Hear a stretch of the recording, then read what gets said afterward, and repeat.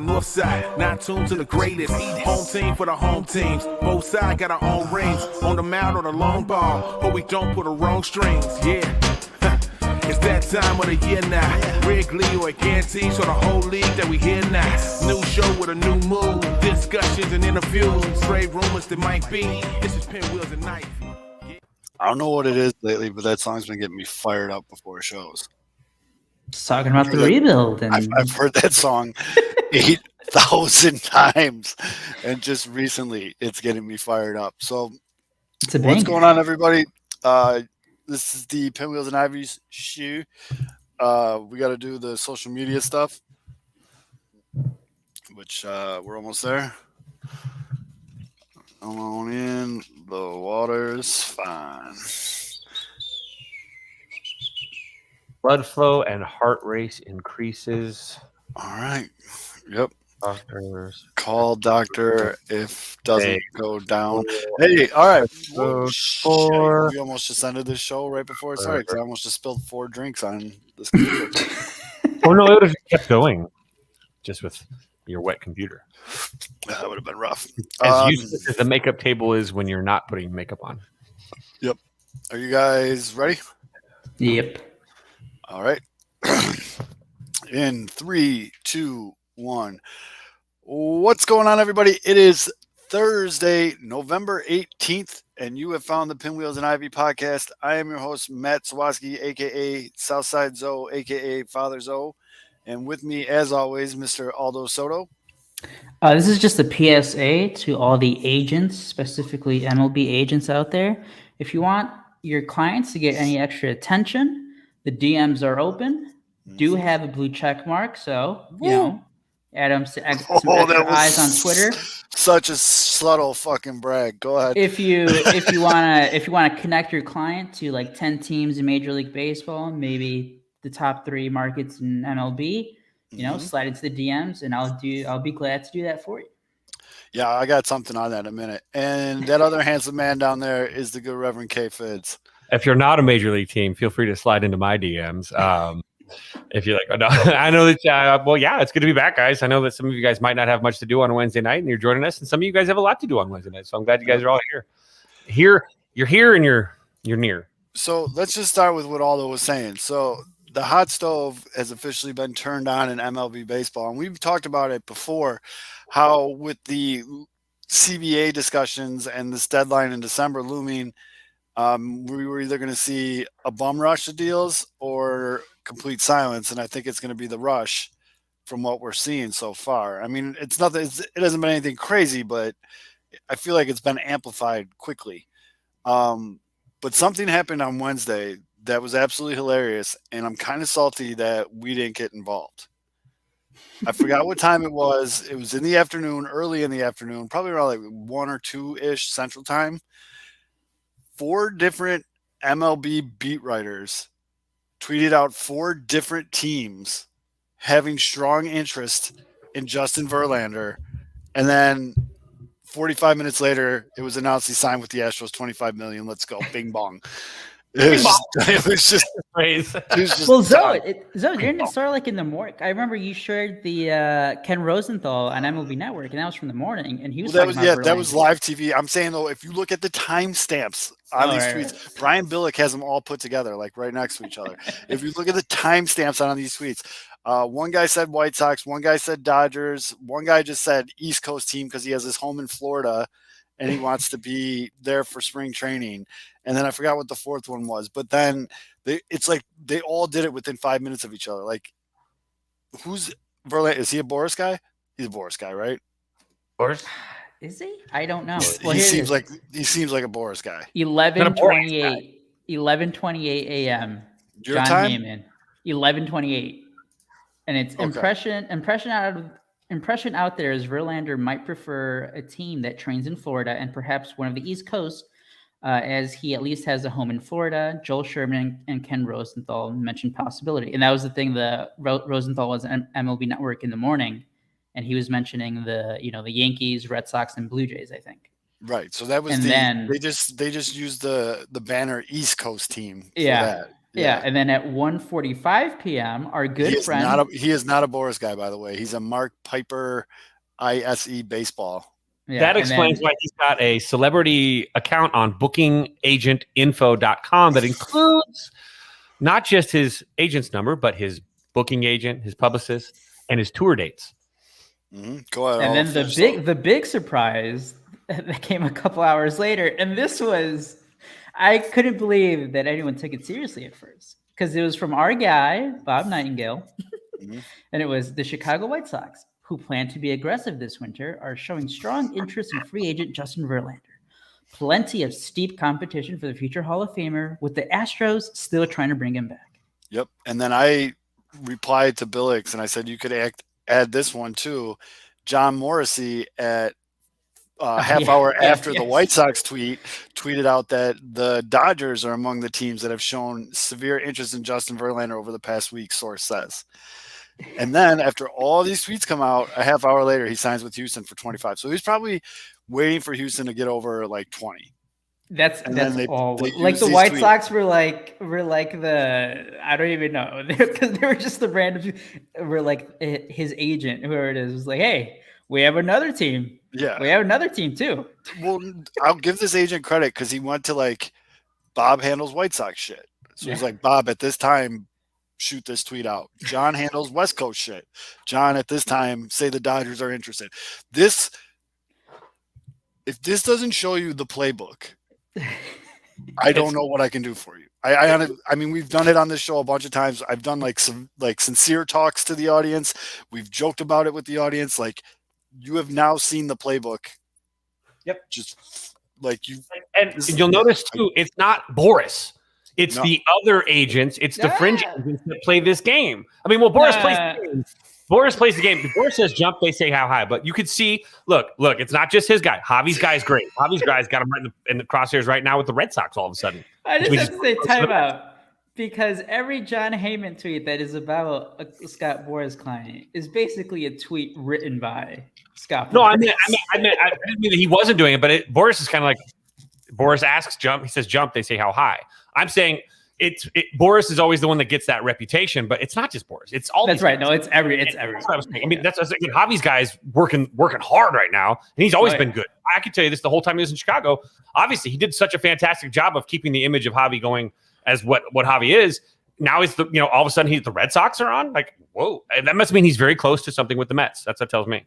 Like, but that's how you can tell they're getting close when they start turning up the heat. The other teams, the other teams. Yep, a couple million away. Just bump it up just a tiny bit, and we're good. And then boom, you got it. Land it. Go. Grab. Hit.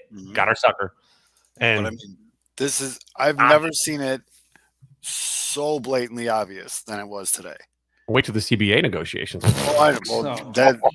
Like, if you can't look at that and realize what happens with these beat writers now in baseball and Twitter, again, there's literally nothing I can do for you.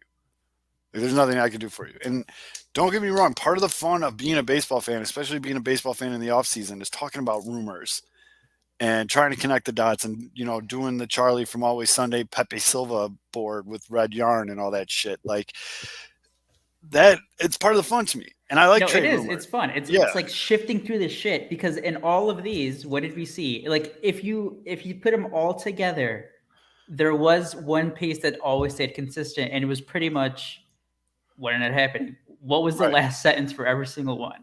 But the Astros still want to keep him. Yeah. And so all this was, hey, how much? Let's get that second-year deal, Houston. Let's get that second year in this contract. Bump up that pay from the qualifying offer.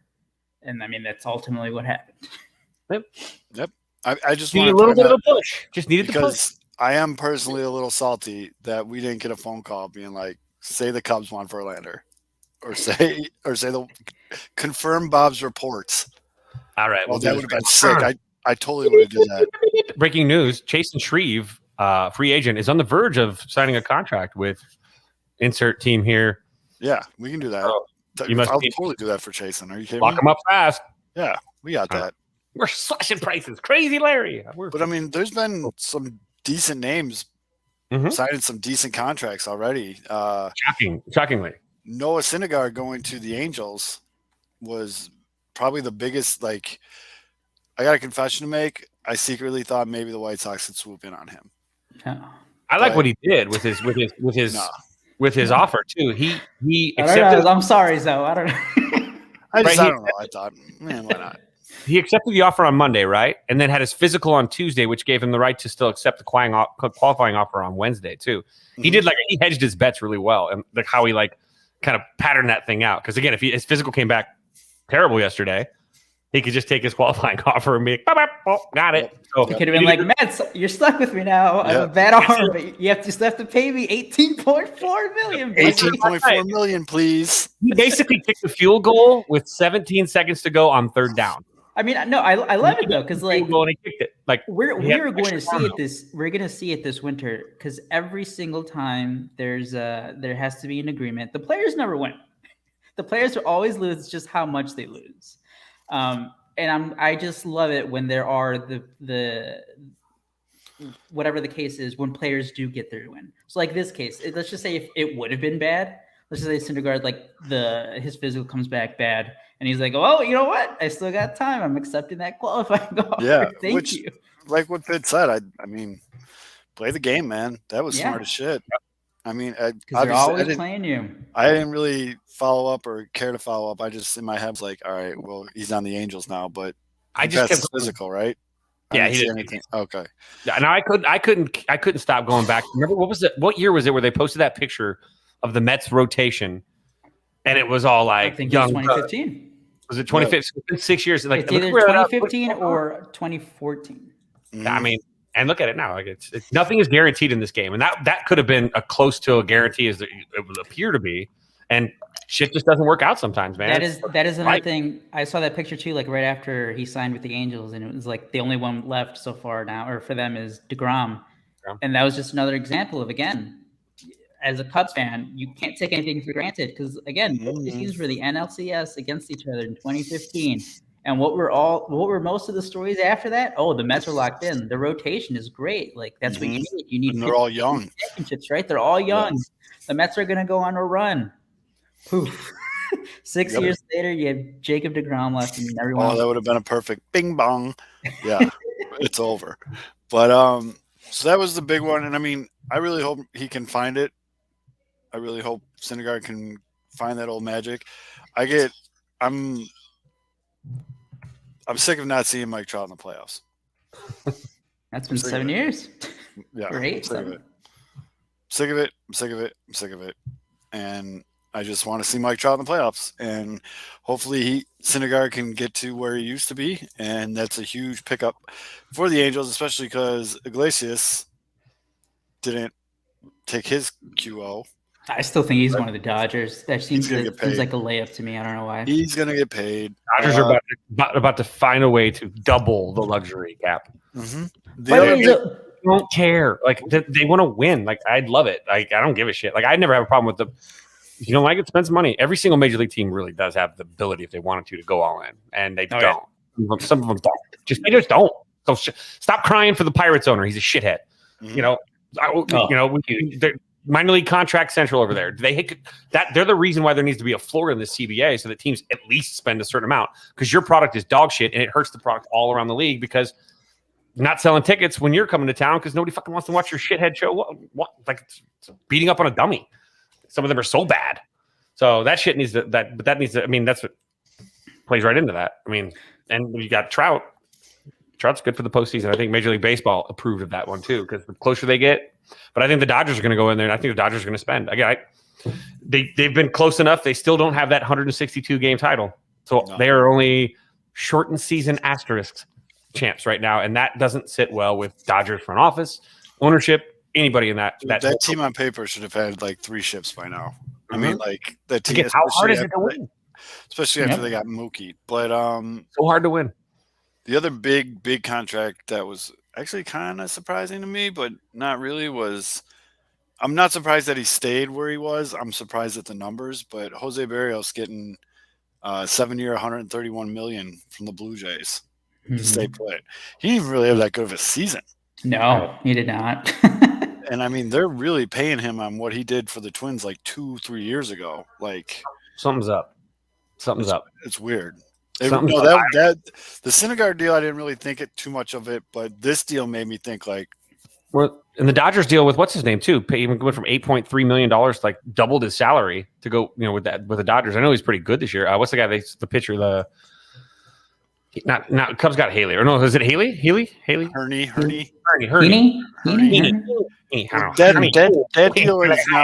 That deal has now been labeled the Robbie Ray deal. It's all these teams trying to find these mid to late 30s guys trying to catch lightning in a bottle with these guys. Robbie Ray, by the way, just won the AL Cy Young on Wednesday. Well, here's my question: do you think that they're just leveraging the Robbie Ray phenomenon, even though it could be apples and oranges? I actually have a theory that Major League Baseball, the owners currently are they're paying a little bit more right now to lock up their mid to low tier guys. So an extra $1 million or $2 million for a guy that's maybe wouldn't get that normally, but it's a CBA year. And they're locking these guys up so that these guys get a nice contract that they're excited to play ball for. And there's no way that those guys are going to vote against most proposals coming from the Major League owners, because there's no chance that these guys can afford to go into the season and have a work stoppage with their new deals. So they're basically locking these guys up to a little bit more, spending a little bit more early so that they can get these concessions during the negotiations later that'll account for far more millions later down the line as the CBA plays out. So I think it's weird. That's why I'm a little bit shocked. We've talked about it on the show. I actually 100% didn't think that this shit was going to happen before the CBA. I think I said they're crazy and that agents should be fired for letting their guys sign this early. But if someone throws the cash in your lap, are you an idiot for not taking it? I mean, you're getting more than you were expecting to get. You got to take it, right? Especially if it comes with like a no trade clause and like little concessions that you would want in the CBA before the CBA. And I think that they're creating like a low level army from below with the mid to low tier guys. Whereas the big guys are willing to obviously wait because there's more money in for the top 5-10% of the studs. That I think that they're creating kind of a weird negotiating conflict between the union and its own people, because they might take the deal, man. Come on, I got this sweet contract and I can't play. No, take the deal, dude. It's fine. I'll take that. Like that's what I feel like some of these guys will be like during the negotiations. Right, and it's just, I mean, obviously, if I just had a subpar season and someone offered me 7 years, $131 million, I'm going to say, yes, please. Where do I sign? Especially on a team like the Blue Jays, who, I mean, their team. They need pitching. Yeah, they need pitching, but, I mean, they got a lot of really good young players. That team could be something special soon. Would you guys say that, sorry to interrupt too, do these contracts have any signing bonuses, like upfront money, or are these all contracts that are coming? Like, I don't recall seeing a ton of things that say, like signing bonus paired into it or whatever. So, I know what you're talking about, Kevin. I always feel like those always come out later. Like you see the details like a month later. You find out like a year later. Like you always find, because I remember the Jason Hayward contract, which I mean was enormous.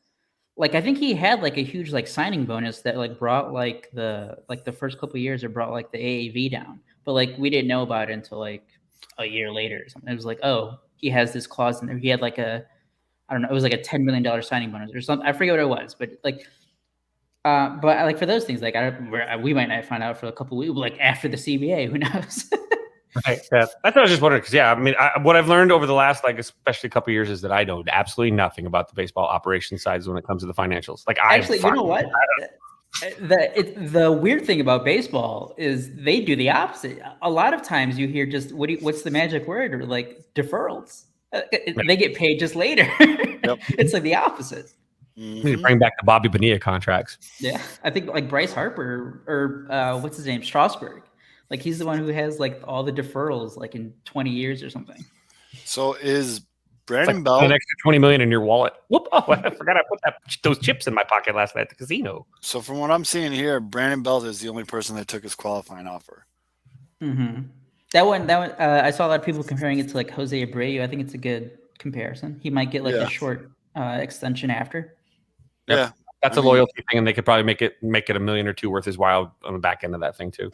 And he just had a really fun ride with the Giants last season. Yeah. I mean, they were the lightning in the bottle team last year. So, but yeah, I mean, and then there's these people keep bringing up the White Sox talk to Scott Boras. Like there's these reports that the White Sox talk to Scott Boras. Of course, they're going to talk to Scott Boras. If you're a GM right now, you're not talking to Scott Boras, you should be fucking fired. By the way, in fact, if Scott Boras isn't giving you some sort of strange analogy, comparing your player, one of his players, Carlos Correa. He's like Green Lantern, and he flies around the bags. Like, I mean, he's about to get real poetic here. I mean, with Chris, what did he call him? The Sean Connery. Sean Connery. He's always in the hunt for October. Oh God, so bad. So there's a couple things I think because it was exciting because what was the report? It was like they're reading about Marcus Semien. Yeah, which may be half the truth. And then I was also thinking right now, I'm like, we know about the high end, we know about the store clients, right? For Scott Boras, like he has a lot of clients. Yeah. So like, yes, just because you're reading, again, this isn't me shitting on Sox fans for getting excited. Get excited. It's fine. Right. You should. But also, like, maybe it was like a reliever that you like don't even realize is a client for, or has Boras as their client. Right. And it's just, they probably were talking about 15 other guys, and they were like, how's Marcus Semien doing? He's good. Okay. So back to this guy. Like, Boras, Hahn talked about Marcus. It's a wild time right now.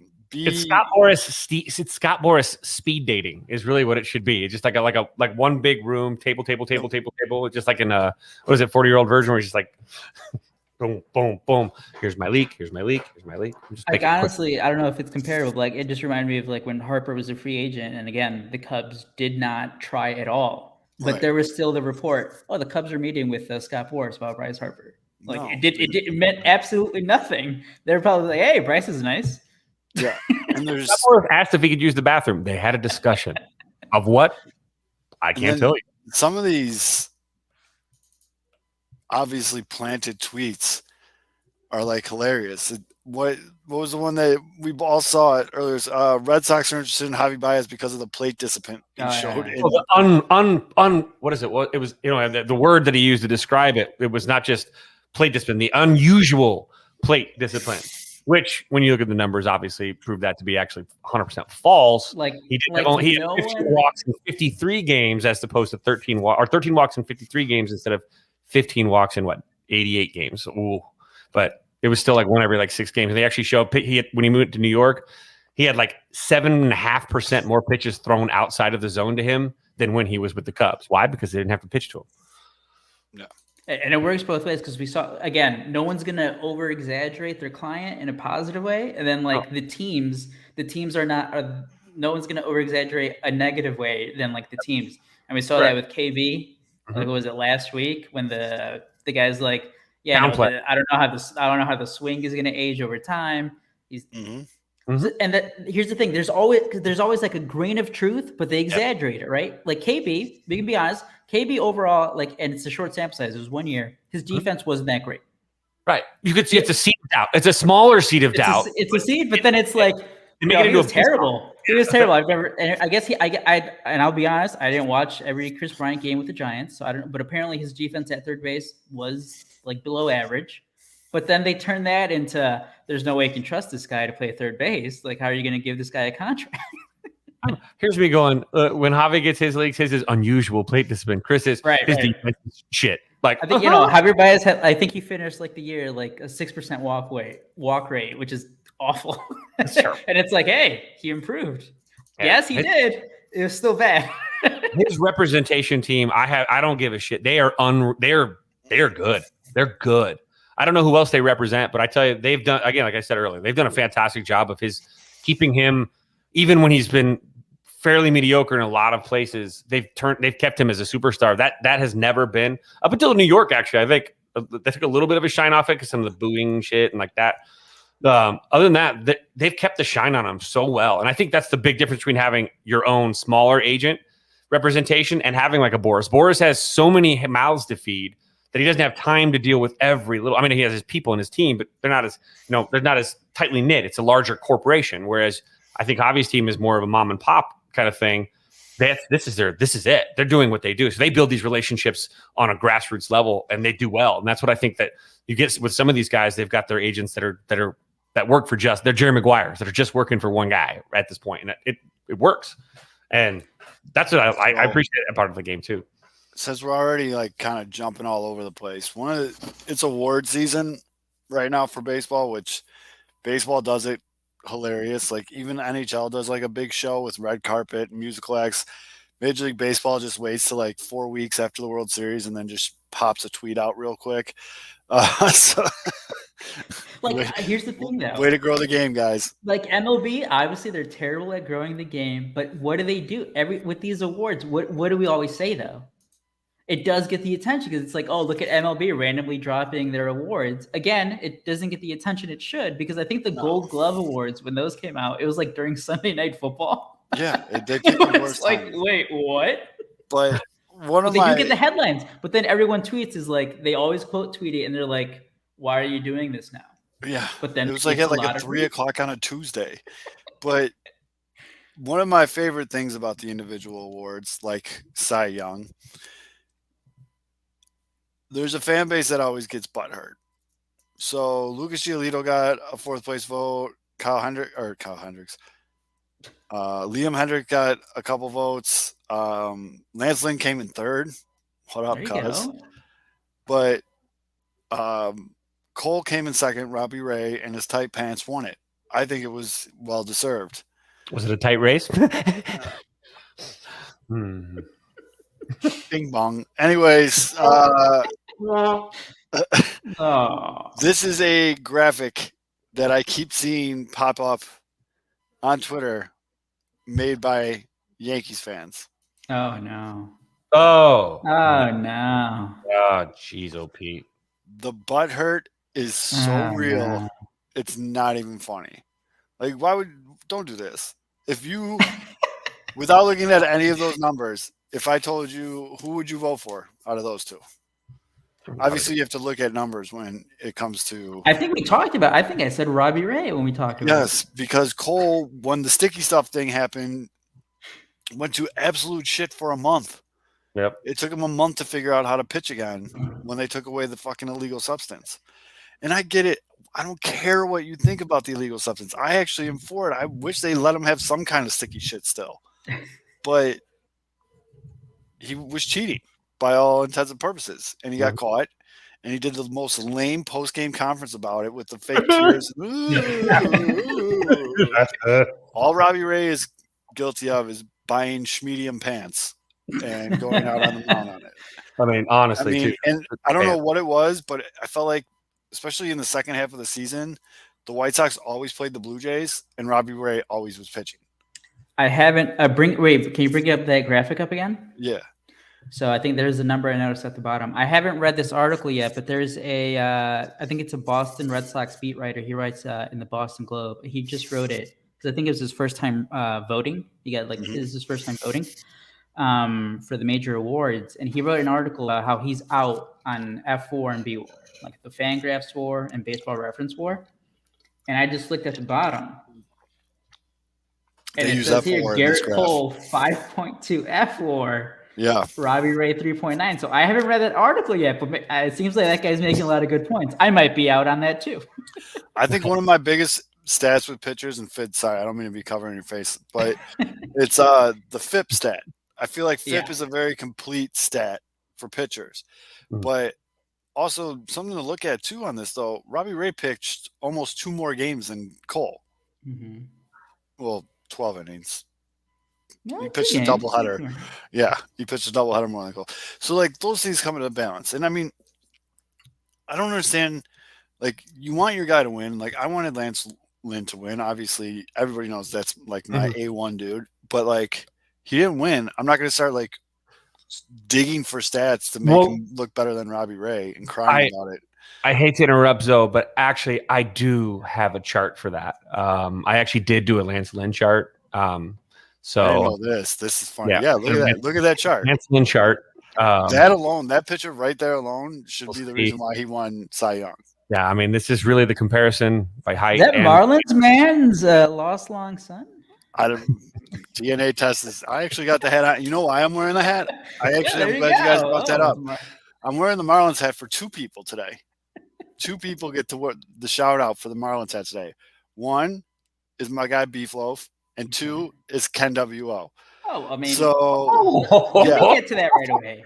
yeah, I want to address it because I saw it. I so- remember there's a lot of tweets. I'm like, I gotta click on this blog. What is going on here? well, I let scroll me down. preference it, if you Yeah. will. The guy, our very good friends of the show, our compadres, if you will, the guys from the 108. They do these great. Mhm. They're really good at creating content in the off season. It's a very, very, very hard thing to do if you've never done that before, and it gets really lame when everyone's like, "Ugh, top 10 baseball movies." We're guilty of it. We did it, but as I've gotten older, I'm One. like, Jesus. But 108 is very good at creating off-season content, and they have this great blog series going on where it's one trade you would make with each team in baseball. One trade the White Sox would make with each team in baseball. And it's mostly the brothers Beef and Treasy because my Sox summer, someone's got to explain to them who's still on the White Sox. But anyways, it's a great, actually, I got to find the exact trade while I'm talking, but it's a great series. And today they do it by division. So today they did the NL East. Okay. A lot of good trades. Really like that there was a couple Dallas Keuchel trades in there. Basically they traded Dallas Keuchel for like nothing. Just like to get rid of his money. like a can of beans. But the one that got everybody all fired up in their feelings, if you will, is Beef. And I like that they claim it. Like they give you the team, they give you the 108er that made the deal, who the White Sox are sending, who they receive, and then the rationale. And this is funny because Beef is normally not scared. Beef takes on all the comments and he'll take all the smoke, but you could tell he's a little nervous about this one. So the 108er in this scenario is Beef Loaf. The White Sox are sending Jose Abreu to the Marlins and getting back Pablo Lopez and Andrew Nardi. The first line in the rationale, the first 4 words in rationale, in all caps, is "I love Jose Abreu." Because he wants the smoke, but he didn't want like all the smoke. So he goes on to say, though, it's good. The White Sox get Pablo Lopez, who was very good last year in 20 starts and is heading to arbitration for the first time, meaning he has 3 years left of team control, and he has a 27.5% K rate. And last year had a 47% ground ball rate. That's a great combo for Sox Park. Andrew Nardi is just a lively lefty arm. Hopefully he's not a weirdo, which he probably is. He definitely calls himself Nard Dog. But the big thing is trading Jose Abreu. So, of course, when you put that out into the White Sox Twitter universe, the butthurt commences. Because heaven forbid, you say anything about the Lord and Savior of Jose Abreu. I love Jose Abreu as well. I'm going to join Beef Loaf in trying to avoid the smoke. I love Jose Abreu. Top 3 White Sox player of all time for me. Without a doubt. But this kind of makes sense. And Jose in Miami, I mean, you might be doing him a little what's up because he's closer to home and all this stuff. And like, the biggest point that Beef Loaf wrote, Jose Abreu, last year of his contract. Yes. And people got really mad. And I tweeted out a picture of Mark Burley in his Marlins jersey and being like, Beef, I can't do this again. If I saw Jose Abreu in another jersey, I would never. I still don't accept the fact that Frank Thomas played for the A's and the Blue Jays. Right. I don't accept that. Like that never happened to me. Just like Jordan never played for the Wizards. Just like not only did he play, he had like big moments with the A's. Never happened. Never happened. Had to see someone in a Giants uniform today, Minaldo this year, and in a Yankees uniform and a Red Sox uniform. I mean, I was going to say, I cannot even fathom what the White Sox reaction is going to be in a couple years. Let's not compare Kyle Schwarber to Frank Thomas. Oh no! I mean, and weight possibly closer as far as like total body weight. I mean, only one of them was the best October legend. Of course, Ken NWO got very upset, and he was like telling Beef he was gonna like pull over on the highway to come Slap him. find him and slap him and all that stuff. And then the funny part was, though, they're like, no one even really owns a Marlins hat. And I'm literally sitting here with my wall of hats right here. And I was like, all right. And I took it and I snapped a pic right away. I was like, yeah, nobody does. And then I was like, I totally got to wear it on the show. But since we're talking about outfits, I do want to point out tonight. You got to stand up. So there it is. Is this PJs? Is it a onesie? White Sox onesie. Yes. Care of my let's not get too much Oh, caution. no, let's go. Somebody screenshot that. Oh, that's mammal toe. PG-13. Mammal toe we've got. Oh boy. Hey man, I'm no shame in my game, especially after getting the honor. You know, when your kid's bored, you get dad dick. Well, yeah. So, well, actually looked like it looked like a side view of Mailman Jack's calves in spandex, is what it looked like to me. But shout out to My Sock Summer. This was a promotional giveaway. He grabbed one. I don't know why, but I'm not mad about it. He mailed it to me and was like, I think you should have this. I was like, fuck yeah, dude. So felt like wearing it today, and yeah. I, on the other hand, I'm not wearing pants at all, so I'm going to stand up now. That's why you got that Betty White mauling a hot dog picture. Absolutely. Look at that. You were setting the mood before we got on the show. But yeah, dude, like some of these trade ideas are wild that they propose. Like some of them are completely like off the wall, just bananas. But huge shout out to the man, guy who I secretly think is a fucking absolute legend, Treasy. He's been putting out some really good fucking trades in these articles this year. Like really, not that Beefloaf isn't, but Treasy's really stepped his game up, dude. Like some of these are really good. Like in this NL East one, he had Keiko going to the Nationals for international bonus pool money. I don't know why. I think that's hilarious. And in the article, it's just a picture of a briefcase with a stack of hundreds with the band on it. He does have Craig Kimbrell going to the Phillies, but for Scott Kingery and Mickey Moniak. Screw that. Bryson Stott. Let's go. Make it. Bryson Stott. The one that Kimbrell some cash. The one I really like is Keuchel to the Mets for Carlos Carrasco. Ooh. Money for money, but a little worse, less worse money. Right, but we got to worry about Carrasco's injuries, and he mentions that in the write-up. And then Beef goes for that shock factor, 100%. Because we might as well just – the Braves trade was Andrew Vaughn for Mike Soroka and our good boy Tuki. Tuki's one of those guys. He's like a White Sox Twitter like pipe dream. Like I don't know. I have to say, I'm showing my complete ignorance here. Not aware of Tuki. Tuki Toussaint. Did he play? Did he? Cocaine is a hell of a drug. What? Oh, sorry. You guys don't know about Tuki? I know Tuki Carter. But hold on. I'm sure. Hold on. Is he still a prospect? I'm going to be Bears if he was on the World Series team. There's no way he played yet, right? Can you see my screen? There's Tuki right there. Okay, pitch. Oh, right. Oh, he did pitch a little. Career, yeah. He had a .2 WAR. How old is he? Okay. So the thing with Tuki, hold on. Let's get into. He had like, I want to say it was 2019. He was really good. He wasn't like really good, but he was good. He's a good bullpen arm, but only 1.68 whip. I think it's his name. It's a lot of walks. A lot of walks. yeah. Well, that's something to score up though. 26 and what? 41 innings pitched. 26 walks in 41 innings doesn't do it for you guys. Doesn't really get you guys going. I mean, 45 strikeouts, 7 hit by pitches, 6 wild pitches. That doesn't rev your engine any. But I'll tell you this: they must be chasing some talent. And we'll see on the facts of life. That is Tootie. Tootie. I think it's his name. I think people just like his name because it is an awesome name. But like, I've seen White Sox fans bring him up multiple times. Velocity. Let's check out what's his velocity. This should answer that question. You got to go to Savant for that. 90. What? 90. He tops out at 98. So he just throws hard. He grips it.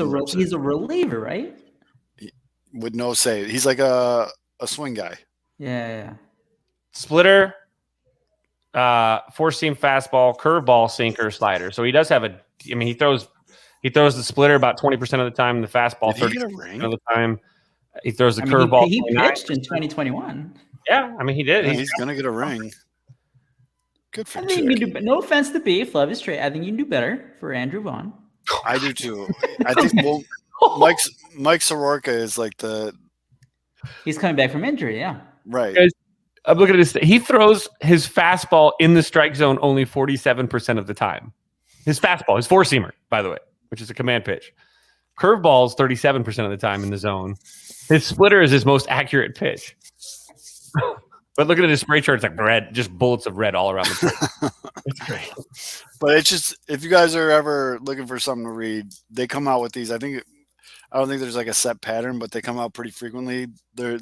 It's a good read. It's a quick read. It's a good read. No, it you know what it does? Because I mean, I'm not even a White Sox fan, but it does give you like start thinking about, because even though some of these might be wild, it does, it gets the juices flowing, does start making you think about possible trades even for your team. Yeah. Mm-hmm. No, it gets the blood flowing. I mean, you gotta. Here is where I'm at in my stage of White Sox fandom, in my off-season stage of White Sox fandom.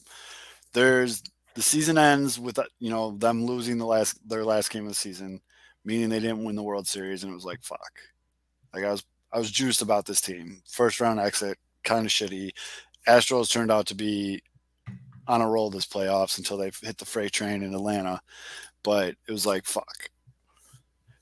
And then you're like, all right, this team's really good, but there are holes, and we got to identify the main ones, which I'm pretty sure everybody agrees on is right field, second base, pitching depth. Mm-hmm. And then you start overthinking and overvaluing everyone. You're like, I can get XYZ player for Craig Kimbrell. I can get the White Sox can totally go sign Marcus Semien, like without a doubt. Like this is a no-brainer. Go get him. Why isn't this done already? I have now reached level. What am I at? 4. I'm at level 4 of off-season fandom, where for no reason at all, I'm already mad at the White Sox front office. Like, I don't think they're gonna get anyone. Like, I'm totally in my head trying to think of like second tier guys, but I still think this offseason is a success. Someone tweeted at me, well, what if they just go get Conforto and Escobar? That's a win for me. Yep. Oh, no, that's a total win. Wait, no. Okay, wait. Stamp that one. I want to get to that. But speaking about all these trades, I did want to ask you, looking at the current, just the MLB roster, I guess you can look at the prospects, even though I don't think you have any that fit the answer to this. Who are your untouchables? On the White Sox right now? For you, Zoe. Like you personally, like if they trade this guy, it's like, whoa, what are you doing? Because I think there's only 3. Luis Robert. Mm-hmm. That's number 1. Mm-hmm. I mean, if anyone argues that, you're just dumb. Agreed. Bing bong. God damn, is that going to make me crack up every time? It's just funny. It's just funny, yeah. That video, because I always think of that funny. Any I out just of think context, that the video context is does not hilarious. matter. Hit that flip with the yellow foams on. I've been quoting that video for 2 weeks straight. I had it finally shared out on Twitter because I need to bring people down with me. So Luis Robert, number 1 untouchable. Not Untouchable. I got a lot though. I think I have more than 3. I think I have 4 actually. I think I have 4. I'm not trading Yohan Moncada. Okay. I'm not trading Tim Anderson. Okay. I really would have to be fucking wooed to get rid of Eloy.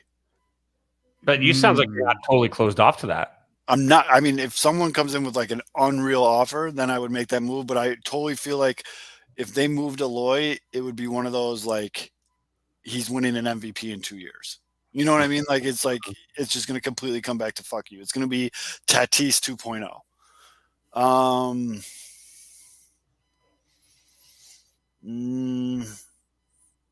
Are we just doing position players or pitchers account here? Yeah, you do pitchers too. I'm not trading Liam Hendricks. I'm not trading Giolito.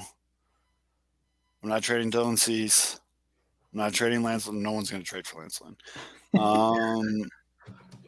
Wait, mother. I'm not trading Kopech.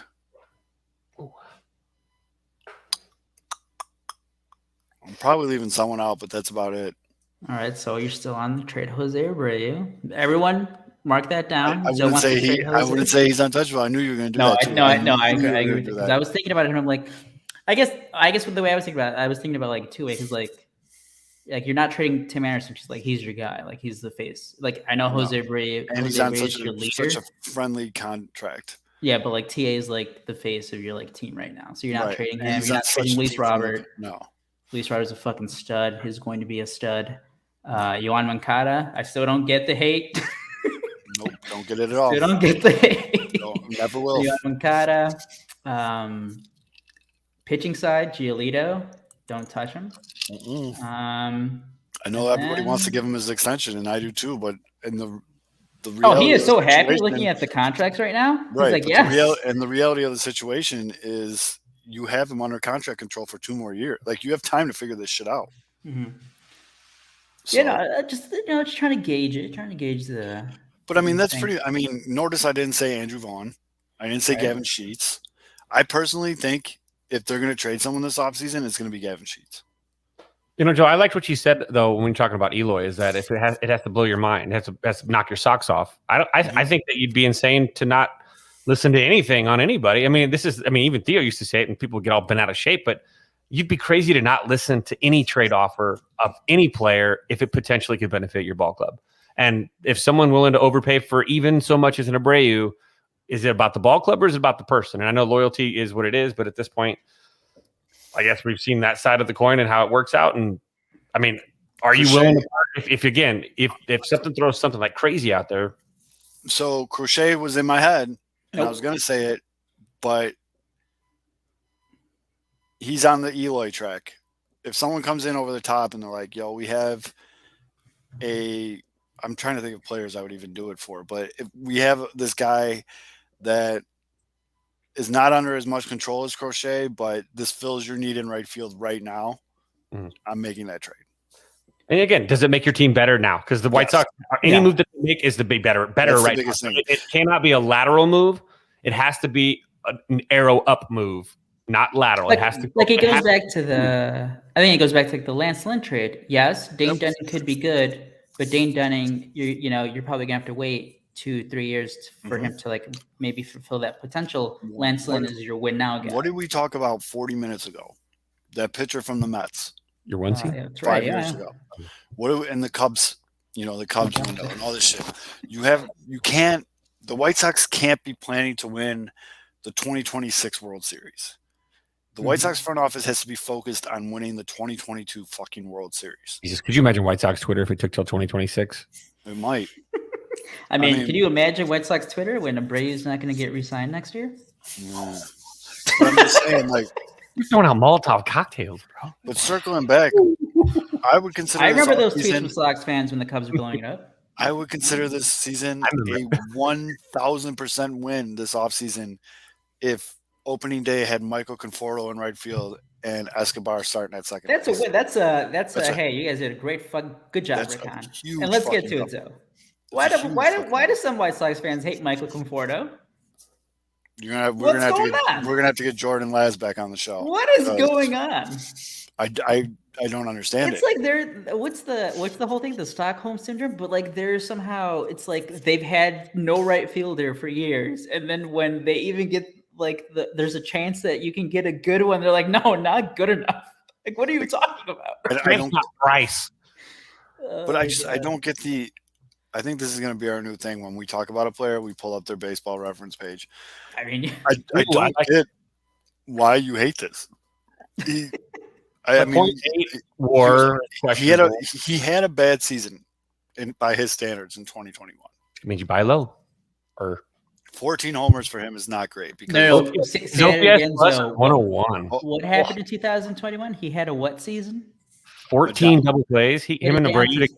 Oh. That's a lot of. Do you know what I hate from fans that they do? They look at a guy and they say, let's say, because Conforto's had 3 great years before that. Right here, boom, boom, and like 2020 was a 18, season, 19. So like whatever. But if a player has a bad season and he's like available or whatever, I hate when fans are like, oh, this guy sucked last year. However, if a guy has a good season, but let's say he wasn't like consistent before, or whatever the case may be, and he has a good season. And it's like the inverse. They're like, oh, he has a good season. Well, that doesn't matter. So which is it? So, like, are you looking at the last season? Did that matter or not? Does the track record matter? I think the track record matters. Is if a guy shows that he's been consistent. Look at his OPS plus. Look at his last year, 2021, was his worst OPS plus since 2016 at 101, which is an average major league hitter. Last year, he peaked at 154. Before that, it was 148, 122. So look up the numbers for White Sox right fielders. Right? They're bad. Spoiler alert, they're terrible. And he played, look at the number he played. He's healthy. 153 games, 151 games, 125 this year. What I implore people to do, though, when you're looking at players, especially if you're just kind of like not really that deep into stats and analytics, instead of looking at all of these numbers up here, look at this last line, the 162 game season average. Okay, that's going to give you a better, in my opinion, a more realistic expectation of what to expect. And once you look at that, then look up there and see if there's like some crazy abnormal, like if he had like a Brady Anderson like 60 home run season because he just ate steroids for breakfast one season, like. But he really never had that. Like he hit 33 tanks in 2019, but his average is 28 home runs out of the right field position for the White Sox. That's a huge fucking upgrade. And I can already hear people that are listening to this podcast going, Gavin Sheets could be that guy. Gavin Sheets is dog shit in the field. Let's just call it what it is. He can catch fly balls. Like all the guys that they listed are not right fielders. Gavin Sheets, not a good right fielder. Andrew Vaughn did a remarkable job for a guy who hadn't been played out there. But I mean, there were still a lot of rough moments. So like your best guy, your best option, like there's no way you can head into next season because, Andrew Vaughn's probably going to be your DH, right? So you can't like if opening day happens and Adam Engel's your right field, how can you be happy when you have guys like Conforto, Castellanos, Marte, these guys available, Chris Taylor, like there's like, come on. Yeah. I mean, yeah. I'm seeing from people that aren't these main beat writers that they expect the White Sox to make a splashy signing by December 1st.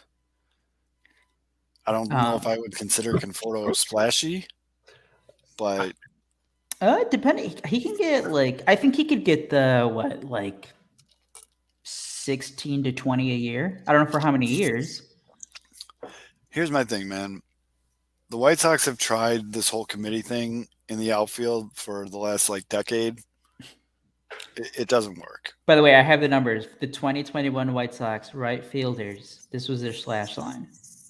223 batting average, 297 on base percentage, 374 slugging for a 671 OPS. That ranked, well, I think the OPS ranks 23rd. Do you have their do you have fielding percentages by any chance? Let's see. Let's switch over to defense. And if someone fucking comments, "Whoa, Leury Garcia," just watch the playoffs again. He hit in the playoffs, no doubt about it. He also watched fly balls go over his head that cost him games. So I'm just saying, when the big moments happen, and if you have a team of this caliber, you expect a lot of big moments to happen. Do you want Gavin Sheets playing right field? Right. And that's the other thing. It's you could never have enough depth. I don't get, especially when all it costs is money. I get it. Hey, you don't want to give up a certain player. You don't have to worry about that in this situation. All it costs you is money. To what? What's the goal here? To make it. You're making your team better. It's not like we're not talking about you're getting an average player. You're getting a lot better play than what you have. You don't have to worry about, Andrew Vaughn, he had his ups and downs. We saw he got hot and then he kind of cooled off. It happens. He was a rookie, right? But then you don't have to head into next year being like, shit, Andrew Vaughn, we have to count on you. You have to produce. You have to. You take that pressure off right away. And you got Eloy back, hoping that he doesn't destroy his shoulder trying to catch a ball 8 rows up in the stands in the spring training again. You got to get Eloy. Yeah. I think it's mathematically impossible, knock on wood, for the White Sox to deal with the amount of incredible injuries that they had to deal with in 2021 again in 2022. You have to feel lucky. It's going to be the exact opposite of that, where imagine that team healthy for 162. If you get that, again, that's the one beautiful thing about now with being in the offseason is the next season is almost here, and it's a healthy Sox or a scary Sox. Again, Luis Robert, a full season. Eloy, a full season. You know, The big one is Luis a Robert. set lineup, an older, more mature ball. Like these things all are the equating. It almost is like you're adding. It's like you're powering up on Madden or on MLB The Show. You're adding to your players right now. You're adding those pluses. And so they're only going to get better. They're not going to regress. The only people you got to worry about regressing are the professionals, which is Abreu, and he's not going to regress much. There's a lot of guys on the White Sox that fall into that bucket of could have big years. Eloy could have a big year. Luis Robert could have a big year. Yohan Moncada could have a big year. Tim Anderson could have a big year. Dylan Cease could have a big year. Lucas Giolito could have a big year. Like these are the guys on like the uptrend. Like you know what you have in a Yasmani Grandal. You know what you have with Jose Abreu, hopefully. You know what I mean? But like they have so many guys that are still on that upswing in their careers where this experience is only making them better. Andrew Vaughn, Garrett Crochet, Michael Kopech coming into a season thinking he's going to be a starter. Like, here's a question. How much does having La Russa back hurt? I don't think much at all. La Russa came in 5th place in the Manager of the Year award voting. And if you go back and watch the interview with Lucas Giolito about a couple of weeks ago, he spoke to him being a little hesitant to dive into Tony and his philosophies, but by the end of the year, that clubhouse was one of the best clubhouses he's ever been in his baseball career. Yep. I think that team has bought into Tony. I think they, yeah. Tony's a year older and a year wiser. Yeah. And full of Budweiser. Yeah, but I don't think Tony's the problem. I think that's lazy, to be honest with you. And I'm not coming at you, Tom. Trust me, you're not the only one. But I think Tony did a fine job doing what he had to do with what he had to work with. Because did he have guys in the right positions in the playoffs? Probably not. But did he have choices? And that's what we're talking about with the depth. And he had no choice. He had to put Larry Garcia somewhere because he was one of the only motherfuckers hitting at that time. Mm-hmm. And right field was the only open spot. So he put Laurie in right field, and a game-deciding hit went over his head because he played it like a fucking half-drunk little leaguer. And Tom mentions even in the playoffs. In the playoffs, we've talked about it on here, too. The biggest mistake they might have made in the entire series was a collective analytics decision that more than likely wasn't just the decision of one person, Tony La Russa, but of an entire staff, which is how they put their rotation out there to open the series in the first place. Mm-hmm. And that was the wrong foot forward from the start. And I think that one goes on Tony because obviously it falls on the back of the guy that okays the final decision. But that one probably, I think, set a tone more than anything else for them. And I think that's always a group decision. That's always like, dude, who do you got? Who do we want? Like there was a lot of obviously debate in those final few weeks of who's going to be where in what part of the rotation. How are they going to use Rodon? How do you want to do all this? So whatever game plan they came up with was not just a Tony La Russa failure on at least on this decision. It was a staff and maybe even a front office because obviously they probably had some say in the matter too. And that's a really good point, Fids. That's what people really need to understand. The days of one man, one manager, one anything in an organization calling all the shots like that are very far over. Exactly. Very far over. I mean, Tom follows up by asking, do you all want Tony going forward? I've made it very clear on the I love the stories. I've made it very clear on the show that Tony wasn't my choice when they were looking for a manager. Do I think Tony's doing a fine job? I think he's doing all right. I don't know how much gas he has left in that tank. I mean, my prediction for 2022 is that he gives one big speech sometime in July, grabs a blanket, goes down and lays down in the corner of the dugout, and then becomes a force ghost. I just keep thinking Yoda. Of the Yoda, who just fades away like Yoda into like the blanket drops down. The movie quote, what's your 5-year plan? Don't die. I mean, that's literally where they're at with Tony La Russa and the White Sox. I mean, I think they're grooming. They have ideas. They'd be remiss to not be prepare. I mean, it's a good chance that like 2 months into the season, Tony's just like, I'm too old for this shit, guys. It all caught up to me. I'm out. Force Ghost Tony's coming. I'm just saying, like it could happen, and it's not a crazy thing to think about. But as it stands right now, I think Tony's a fine manager for the job. I'm like 10 years old. All I can picture right now is Tony La Russa as he fades away going, there is another designated hitter. Yep. Like just fading away. Yep. Like like that's my thing. Like I should have shifted more. you won't find I wish you would, but you wouldn't find me Just a little. you won't find me in the group of people calling for, Tony's head on a stick with my torch and the mob there, but you also won't find me on the side of people blindly defending Tony either.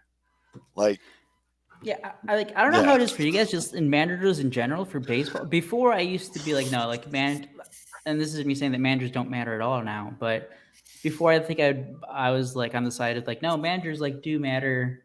But like you said earlier, like how Kevin, you brought it up, like the major decisions that we see now for teams, like day in and day out stuff, like that is a top down thing. It is no longer, no, it's just the manager calling the shots. Like there are conversations with the GM, with like their analytics person, with these coaches, like it's a whole group thing now.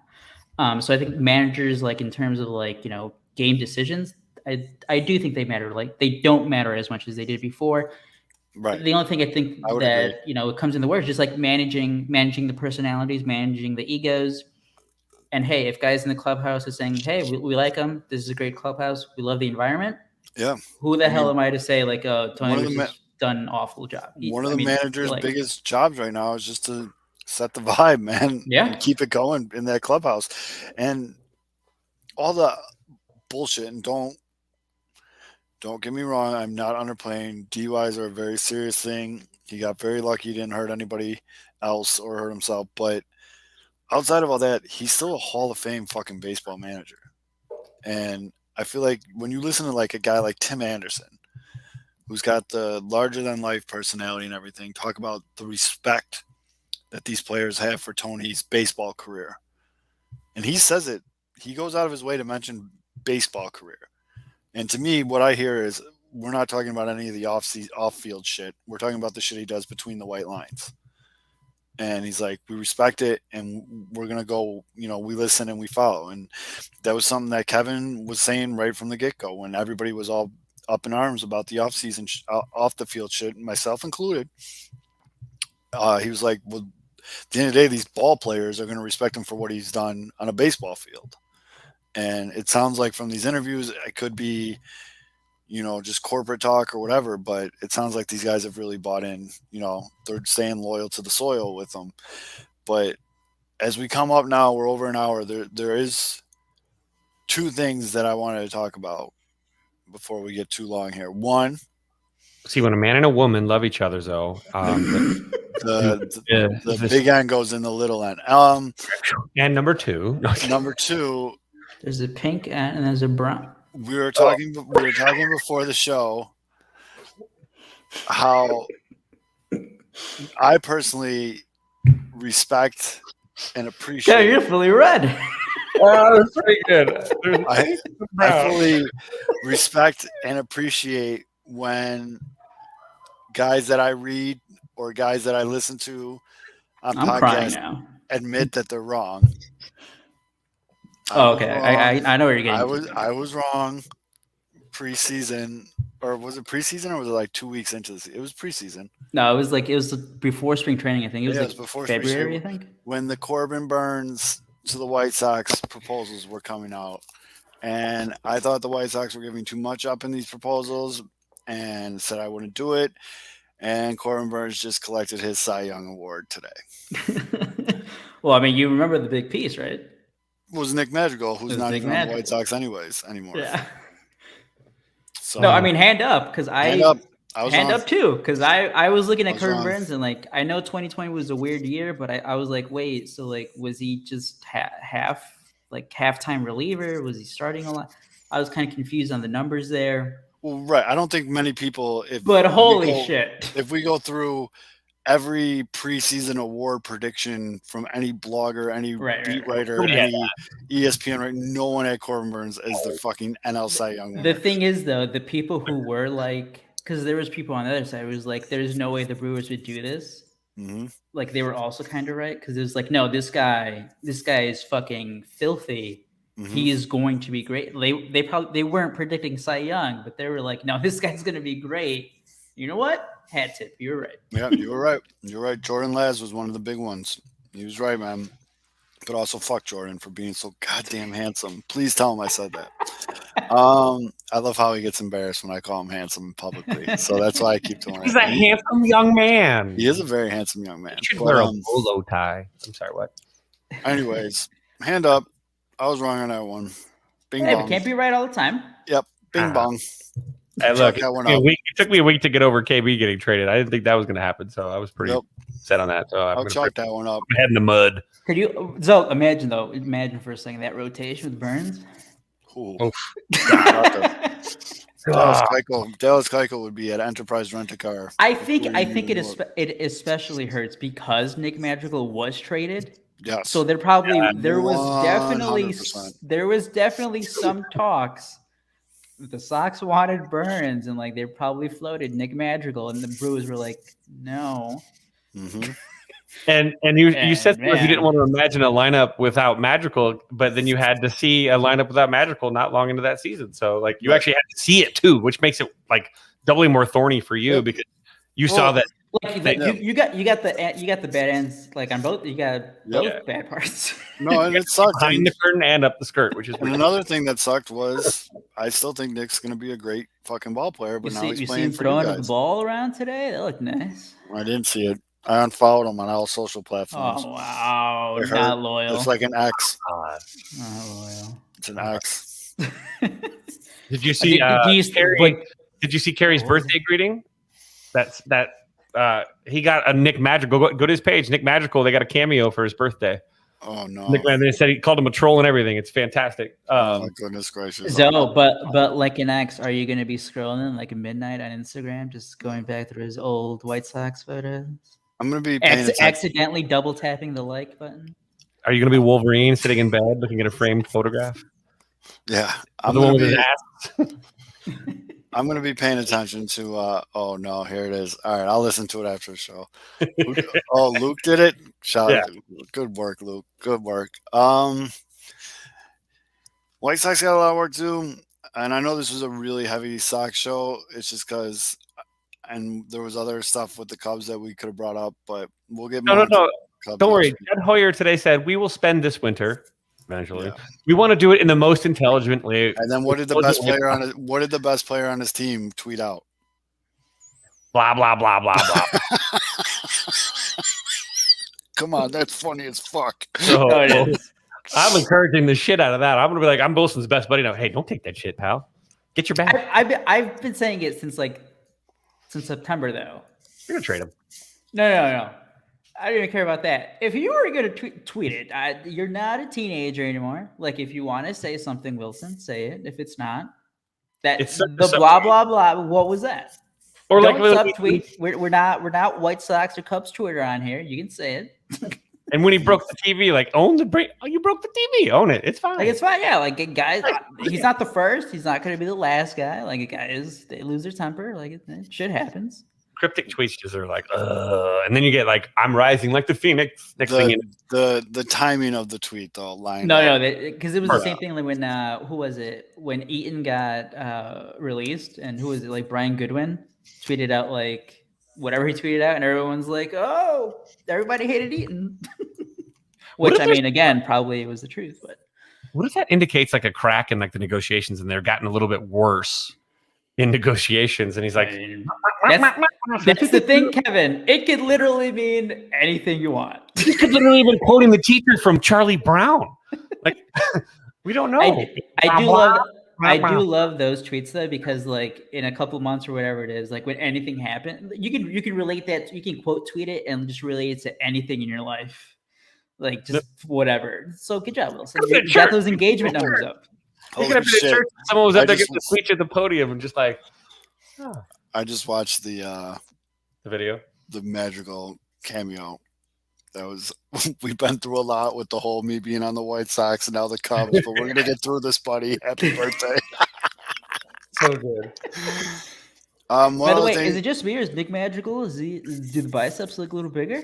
dude, he's gonna be good, man. He's gonna be a fucking very good player for you. He's gonna shock a lot of Cub fans. That I've seen this a lot on Cubs Twitter. There's a lot of like bad mouthing the Cubs middle as being absolutely unacceptable. Which obviously you'd love to upgrade, of course. But No, Nico Horner, it's gonna be Madrigal good. together, Cub fans are. I see a lot of this sucks. Like It's gonna be good. homers. And I'm like, that's not their job. That there's other. They're the peripheral guys. Let's go. But I do see a lot of Cub fans resistant to those two up the middle. So I if the Cubs go into the regular season with those two, up I the am middle, with them. a lot of Cubs fans. I Are am you? with You're it. part of that? No, but here's the thing. Like I've said before, it's nothing against Nico Horner or Nick Magical. It's the guys who are available. Right. Right. If you can land one of those, When well, you have not all guys of them. available, you don't get this. Again, we've been hearing the same shit for 3 years. And again, the big guys, Lindor, never got to free agency. Like some other guys never got to free agency. When you do have that opportunity, you better fucking get one of them because you don't get 4 to 5 elite shortstops every I offseason. still think A flooded market, really. Basically, it's like having having that ton of options. It's like again, it's inflation almost. You can. Yep. You can And again, it goes back to what I was saying about the White Sox. There is nothing wrong with improving your depth by getting a better player. These Right. guys are better players than these guys at their stages of the career.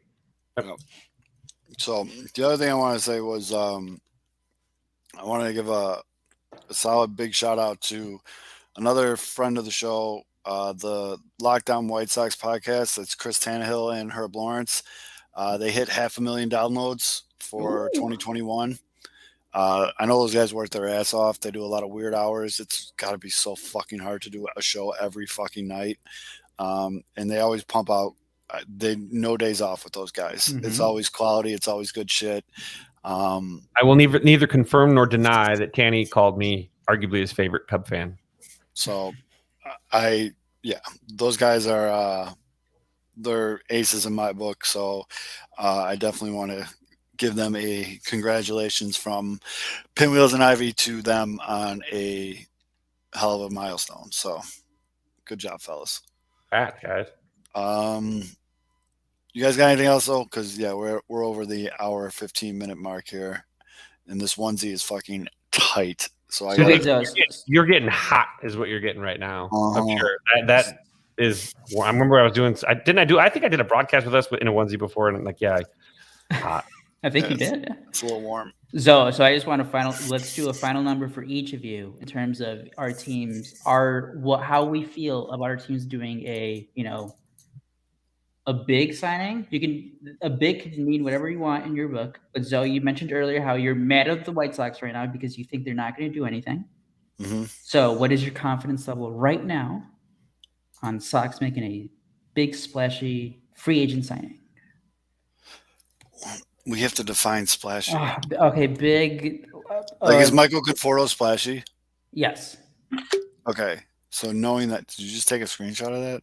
No, I was taking a screenshot of Tannehill saying that I'm one of his favorite Cubs people. Oh, there you go. Going to scrapbook. Well, if Conforto is like the baseline of a big splashy signing, then that ups my percentage. I'm at like 86.3%. Oh shit. Okay, so you're not mad at the White Sox at all. No, I'm getting mad. I'm pre-mad. There's a difference. Wait, so between who are you pre-mad mad and that they wouldn't pre-mad. get? Like Simeon or who? It's a slow escalation. No, I think Conforto is going to be the splashy signing. No, but like you said earlier that you're mad because you don't think they're going to make a big. So who would your? Well, because when I said that earlier, I didn't think Conforto fell into the splashy. So who do you think would be a big splashy signing? Simeon. Okay, so let's rephrase it then. So how confident are you that they will do that? Like Simeon? Yeah. Not very at all. What about Kevin? Any big sign? Any multi-year signing for the Cubs? Daniel Descalso. Yeah, like a Daniel Descalso 2-year, $5 million deal. I'm expecting minor league contract after minor league contract after minor league contract. If the Cubs, obviously, the only thing that they've done right now has been a minor league contract and then picking up a guy off of waivers and just taking the option. They've not signed anybody. We don't know as a Cub fans if they, again, I get cryptic lawyer speak today. When Jed did say that quote that I gave earlier was Jed being vague. We're gonna try and compete. The goal is to get to the playoffs. Remember the goal a couple years ago was like winning World Series. Now it's let's just get to the playoffs and see what happens. Now that's kicking a can down the road. That's the undersell. Usually you oversell saying it's World Series, which means you got a playoff bound team that's at least good enough. Now, if you're going playoff bound, you're like, shit, we might finish 4th in division. And he uses that lawyer speak. So he can go back and say, well, I never said we were going to go overboard. I said we were going to spend intelligently, which to them intelligently in Ricketts speak could be not spending more than Ricketts, more than the budget that he's given by his owner is intelligent spending technically, because you're figuring the math out intelligently. But they're going to play around it. When they make real signings, until then, it's going to be, I'm expecting minor league deals. I really don't expect, especially any shortstop as a QO. I really hope, honestly, again, you guys know I don't hope they don't sign Javi, but I don't have faith right now in it. We'll see. I believe I'll believe it when I see it. It works over faith at this point. They've proven that to me is all I need to see. So I don't know. I have no idea if they'll sign anybody other than like random, which is good for Chasen, I guess. Do minor league deals. Another thing too is I am not as convinced as I was a couple weeks ago that Castellanos is the guy. Ooh. What changed that? Stats. Like actually looking at the stonks. His home road splits are atrocious. His righty lefty splits aren't great.